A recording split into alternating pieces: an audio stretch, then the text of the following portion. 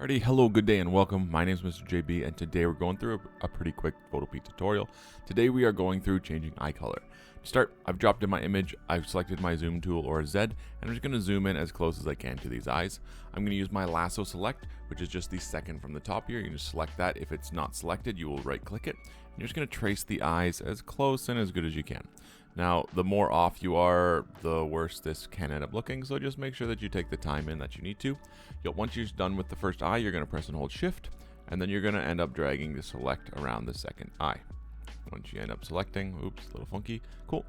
Now we have it. Now, if you need to do adjustments, let's say you missed a spot, you can continue to hold that shift button and just kind of draw a little added piece. And now I've kind of bridged that section, and that section is now part of my area.